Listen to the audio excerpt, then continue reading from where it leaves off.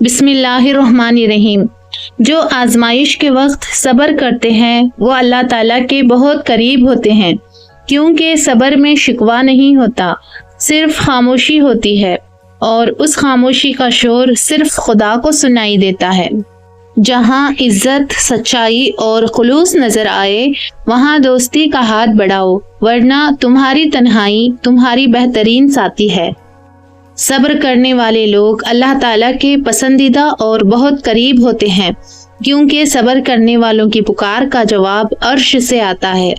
हजारों लोगों में उस एक को अजीज रखो जो तुम्हारी गैर मौजूदगी में भी तुम्हारी इज्जत पे कोई दाग बर्दाश्त ना करे। जब अल्लाह किसी से खुश होता है तो उसके लिए नेकी आसान और गुनाह करना मुश्किल कर देता है। अगर आप किसी को पसंद करते हैं तो उसे खुदा से मांगे कि वो आपको दे। अगर आपको वो फिर भी ना मिले तो समझ लें कि किसी और ने आपको खुदा से मांगा है। जिस इंसान को गुस्सा ज्यादा आता है वो इंसान प्यार भी उतना ही ज्यादा करता है और उतना ही साफ दिल रखता है। लोगों से डरना छोड़ दो, क्योंकि रिज़्क और इज्जत किसी के हाथ में नहीं, अल्लाह ताला जिसे चाहे बेहिसाब देता है। जब कोई दोस्त तुम्हें अपना राज बताए तो समझ लेना कि वो अपनी इज्जत तुम्हें अमानत देता है, उसमें कभी भी खयानत मत करना। अल्लाह आजमाता है उस चीज़ से जो तुम्हें बहुत प्यारी होती है, ताकि उस चीज़ के मिलने की तड़प तुम्हें अल्लाह ताला से मिला दे।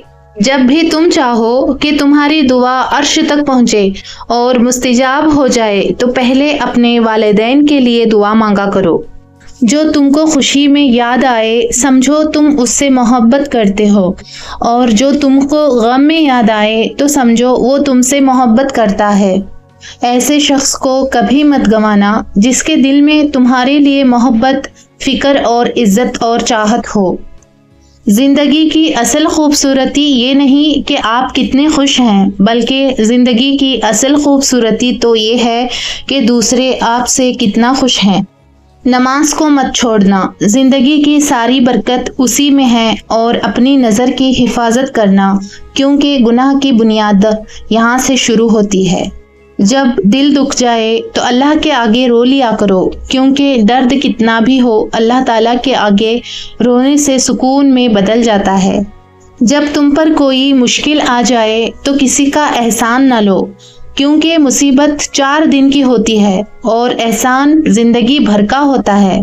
हज़रत अली रदी अल्लाह ताला अन्हु ने फरमाया, जब मेरी दुआ कबूल हो तो मैं खुश होता हूँ कि इसमें मेरी मर्जी है, और जब कबूल ना हो तो मैं और खुश होता हूँ कि ये रब की मर्जी है।